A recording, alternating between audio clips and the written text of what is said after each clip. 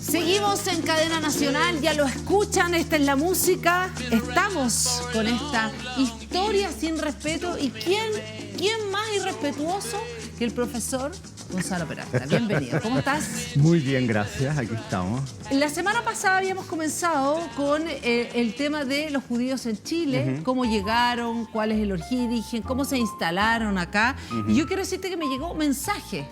Mensaje de alguien que relataba, que estaba muy encantado más con tu relato.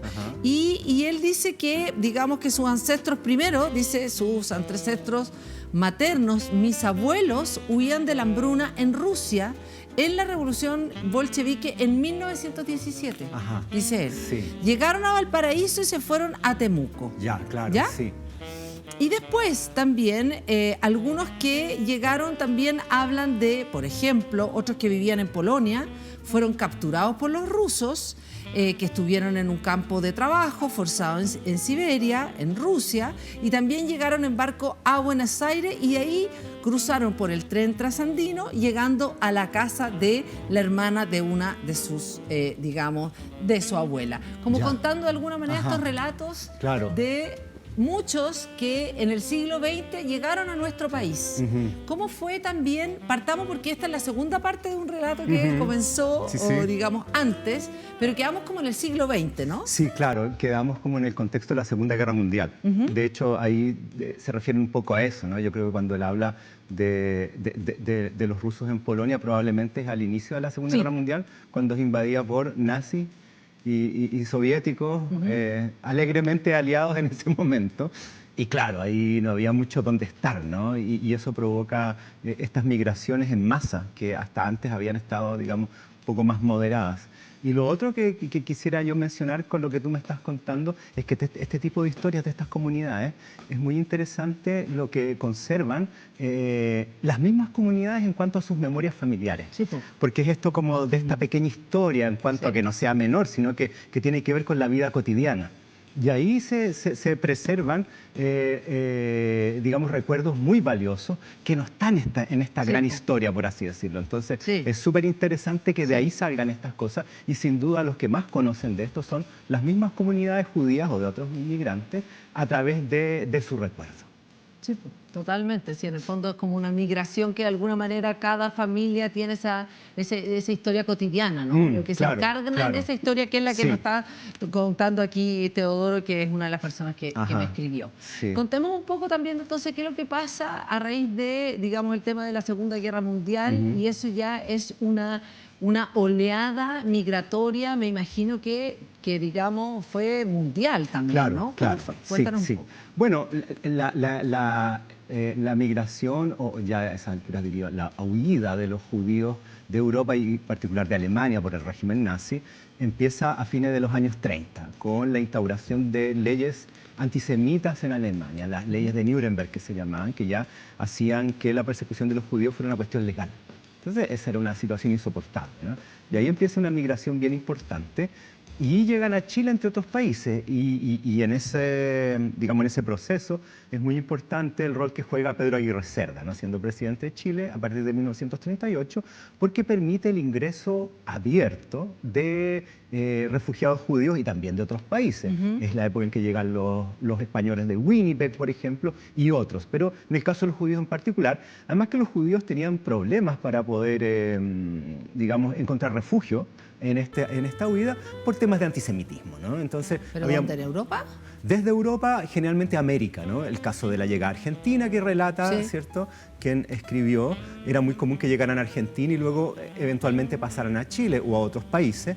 Por eso también la comunidad judía de Argentina es tan grande y es la más importante, ¿cierto?, del continente.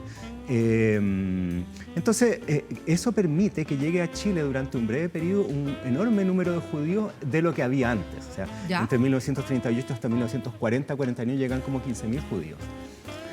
Ahora, eso es porque Pedro Aguirre Cerda dice dado la situación internacional, en el fondo ¿Es más abierto que otros estados? ¿Cuál es la particularidad? Sí, bueno, ahí hay un motivo político también porque Pedro Aguirre Cerda llega al poder, al gobierno, encabezando una alianza política que se llamó Frente Popular, ¿Sí? que agrupaba a radicales, socialistas y comunistas. Y los frentes populares habían surgido en Europa en la década del 30 como una respuesta a los auges de los fascismos, ¿no? El italiano, el alemán y otros, ¿no? La guerra civil en España también. Por ejemplo, la República Española formó parte del Frente Popular, también en Francia, y eran alianzas amplias de las izquierdas para resistir, por así decirlo, la embestida del nazifascismo.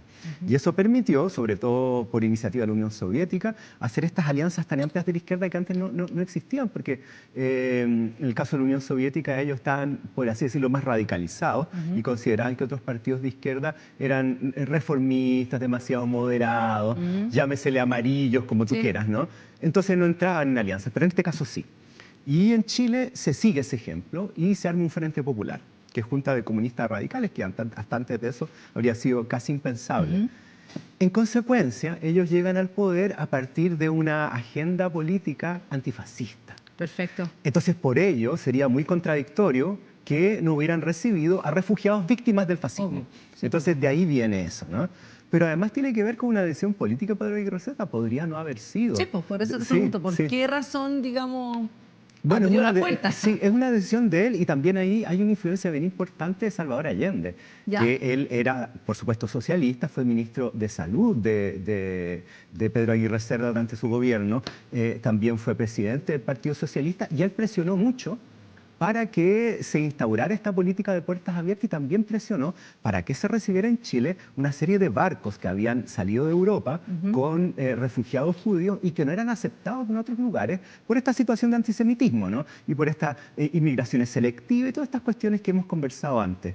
Y él presiona para que sí se acepten en Chile. Entonces ahí también hay una cuestión bien interesante y yo diría que hay unas simpatías en esa época bien notorias de la izquierda hacia los judíos y en ese caso de Salvador Allende. Además que Salvador Allende tiene orígenes judíos, su apellido Gossens tiene una raíz judía, entonces tampoco es tan extraño. Entonces todos esos elementos, digamos, confluyen para que el gobierno de Pedro Aguirre Cerda sea un gobierno de puertas abiertas para que lleguen muchos judíos, ¿no?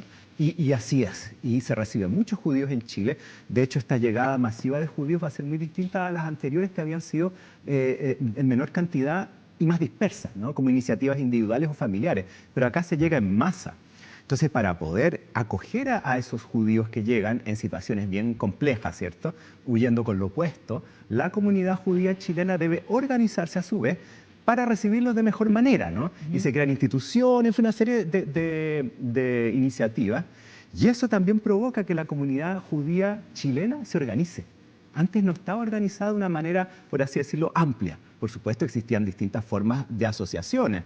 Lo que hablábamos de las bombas de bomberos, por supuesto, el tema religioso, clubes deportivos, lo que tú quieras.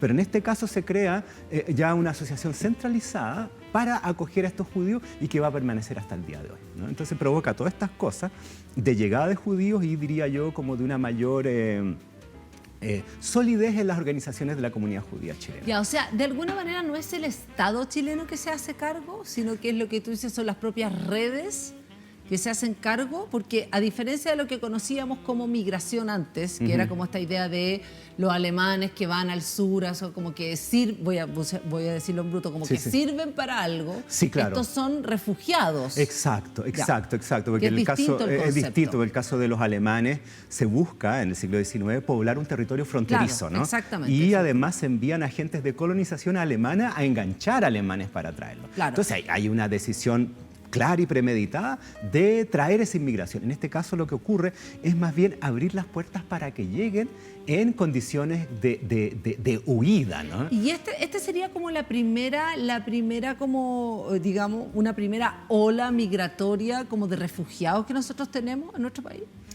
Yo diría que no tan así, hubo otras. ¿Ya? O sea, o el asilo contra la opresión no es casual, ¿eh? Yo diría que las primeras oleadas migratorias importantes que llegan a Chile es en la década de 1840 de distintos países latinoamericanos. Por ejemplo, llega una gran oleada de argentinos huyendo de la dictadura de Rosas en 1840 y sujetos súper ilustres, Sarmiento, Mitre, Alberdi y todo eso. Y va a haber otras, pero esta es súper importante y en particular de judíos, porque antes no había ocurrido tal cosa. Habían llegado operado de manera individual y dispersa. Ahora, ¿qué pasa ya ahí con la creación del Estado judío, que es un hito también en el mundo, digamos, y eso cambia la manera en que, digamos, viene más gente, se van algunos? ¿Qué es lo que pasa ahí con respecto a...? Ya. Ajá, correcto. Bueno, el Estado... ¿Ese es el hito que nos sigue ahora o tú crees sí, que claro, algo antes, después de Pedro Aguirre Cerda? ahí lo que ocurre es que el año 41, si no me equivoco, esta política de puertas abiertas se acaba debido a un escándalo que se conoce de que hay funcionarios chilenos de la Cancillería en los consulados, las embajadas en Europa, que están aprovechándose de la desesperación de los judíos por llegar a Chile, cobrándoles dinero para entregarles sus pasaportes. Entonces, una forma de extorsión, ¿no? Y la verdad que yo diría muy indigna, porque se aprovechan de la desesperación, ¿no? Y diciendo, bueno, estos tipos tendrán plata, van a hacer lo que quieran por salvarse, y conseguían sacarles grandes cantidades de dinero, de joyas, en fin, lo que yo había logrado sacar para esta vida. Y esto se sabe, ¿no? Se conoce. ¿Pero era una banda como organizada? No, eran era una banda grupos que hacían No, eso? eran funcionarios, yo diría, bueno, evidentemente corruptos. Por supuesto. Y también, yo diría, muy inhumanos. Y probablemente también bastante racistas, ¿no? Ya. Pero no existe una organización, digamos, una especie de mafia. Ya, perfecto, perfecto. ¿Y qué pasa ahí también? Bueno, lo que pasa con eso es que se provoca un escándalo, ¿no? Político, mediático. Hay una comisión investigadora de la Cámara de Diputados, todo este tipo de asuntos. Y genera finalmente la renuncia del ministro de Relaciones Exteriores, Pedro Aguirre Cerda, y la determinación de terminar con la política de puertas abiertas. Entonces los resultados de esto son bien nefastos, porque a partir del año 41 y hasta el fin de la guerra se va a prohibir el ingreso de judíos a Chile. ¿Pero por esto? O sea, por eso, porque se va a dejar de mantener esta política de puertas abiertas diciendo una cosa así como, miren, sabe que ya no queremos más problemas con esta cuestión. El gobierno de Pedro Aguirre Cerda estaba siendo muy presionado por sectores conservadores por este tipo de decisiones, ¿no? La llegada de los españoles a la derecha chilena les cargó, ¿no? Todos estos comunistas, etc. Entonces estaba muy cercado el gobierno de Pedro Aguirre Cerda por esta política. Y con este escándalo ellos simplemente dicen, ya, ok, ya, se acabó nomás. Y la cierran. ¿Ya? Y no va a llegar más judíos a Chile, o sea, van a llegar, pero en mucho menor número y por procedimientos mucho más complejos, ¿no? Okay. Ahora, yo ahí quisiera agregar un par de cosas, ¿no? Esa situación que es bien vergonzosa, ¿no? Para nosotros. Tiene, yo diría, una contrapartida que es más feliz, que es que algunos chilenos en Europa hicieron esfuerzos bien importantes para ayudar a salvar las vidas de judíos en esta situación tan terrible que se estaba viviendo, ¿no? Y hay un funcionario de la embajada, del consulado, el cónsul chileno en Rumania, se llama Samuel del Campo, que al hacerse cargo de ese consulado en 1941, en plena Segunda Guerra Mundial, ese año Rumania entra en la guerra e invade la Unión Soviética junto a los nazis, o sea, una situación súper difícil, entrega pasaportes a judíos para que puedan huir. Y esto lo hace sin que las autoridades chilenas y la Cancillería lo sepan, porque ya se había instalado esta política de que no vengan más. Entonces, él era representante, por supuesto, de Chile y también era representante ante el gobierno polaco en el exilio, que es un gobierno que se instala en Londres en vista de Polonia ocupada, ¿cierto?, por nazis y soviéticos. Entonces, él empieza a entregar pasaportes chilenos y polacos a judíos para salvarles la vida. Y el año 1943, cuando se rompen relaciones diplomáticas con los países del eje, que se llama Chile, bueno, él tiene que irse, porque ya no va a haber más consulados.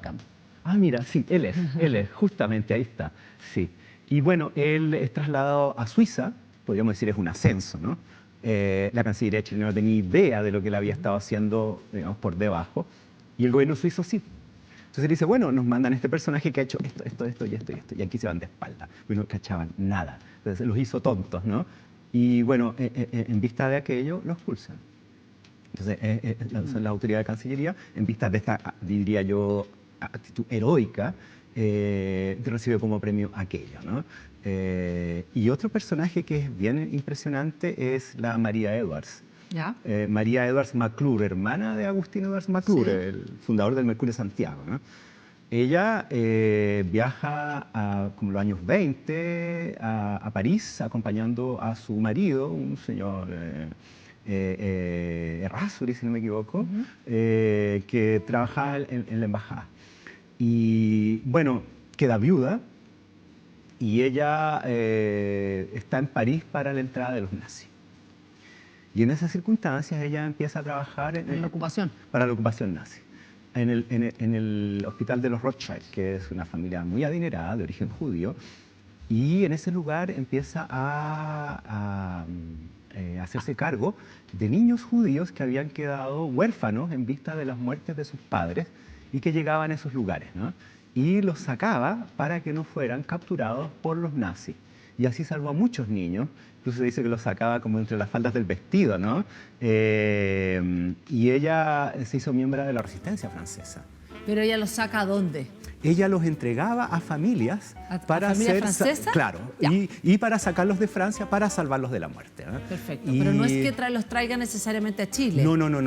Perfecto. Ella siguió en Francia, vuelve posteriormente y de hecho ella es detectada y capturada por la Gestapo y es apresada y es torturada por la Gestapo y salva la vida debido a sus conexiones, ¿no? Entonces, estos dos personajes hacen esta labor que yo creo que es muy heroica y además en circunstancias en que no se podía hacer mucho más. Y bueno, posteriormente ambos, mucho después, ya en la década del 2000, van a ser declarados por el gobierno israelí, esto que se llama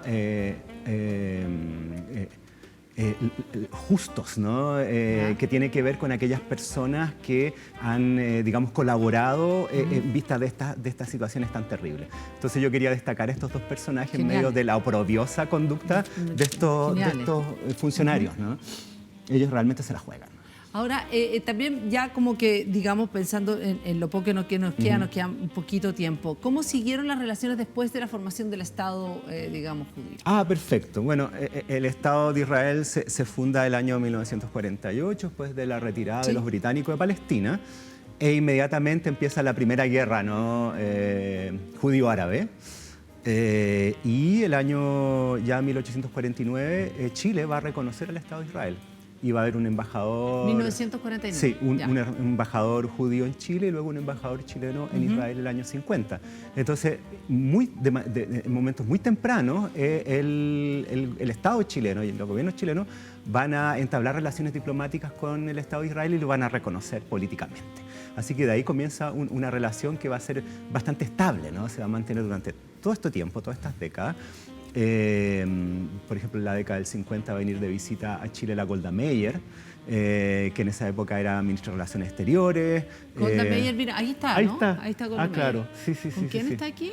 No sé con quién está ahí. Con el primer embajador, digamos, israelita en Chile. Ah, perfecto.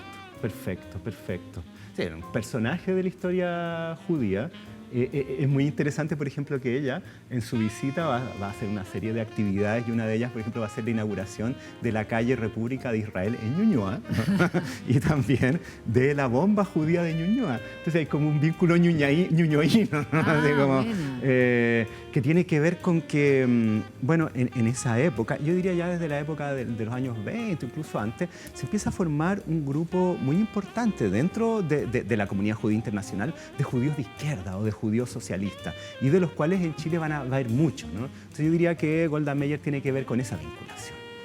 Ahora, ¿tú crees que ha sido, digamos, una vez formado desde el año 49 en adelante, digamos, donde hay un reconocimiento, una relación robusta con el Estado de Israel por parte del gobierno de Chile? ¿Cercana, no tanto? Yo diría más que sí. Otros países en Latinoamérica, ¿cómo lo ves? O sea, bueno, Chile es el país que tiene la tercera comunidad judía más importante del continente. ¿Ya? Está Argentina y Brasil. Entonces hay una presencia relevante. Va a haber relaciones diplomáticas estables, por ejemplo, durante el gobierno de Salvador Allende y durante la dictadura de Pinochet. Y ambas van a ser muy fluidas. En ambas situaciones la comunidad judía, o más bien las organizaciones judías, van a ir a saludar, ¿no?, la llegada al poder de ambos, porque ellos se van a instalar en una posición de neutralidad absoluta en cuanto a la contingencia política chilena, de colaborar con las autoridades que corresponden y, por supuesto, las decisiones individuales de cada persona judía como ciudadano chileno, bueno, son cosas de cada cual, ¿no? Entonces yo diría que a partir de ese tipo de criterios es que se ha mantenido la relación política diplomática entre Chile e Israel. Ahí está Golda Meir con Frei. Sí, pues con Eduardo Frei, mira. Claro, eso es posterior, ¿no? Claro. ¿Eso es después? Yo creo que sí. Porque están mayores. Se ven mayores, claro, sí. En otro momento, sí. Entonces ahí tú puedes ver como relaciones con demócratas cristianos, con socialistas, con la dictadura militar. ¿Pero tú dirías que hace una mejor relación que otros países latinoamericanos? Mira, y yo la verdad no sabría decirlo. Yo creo que tienen sin duda una relación muy importante son los argentinos. Ahora los argentinos tienen un tema ahí bien jodido durante su dictadura militar, porque la dictadura militar argentina, además de la represión contra la izquierda, era antisemita.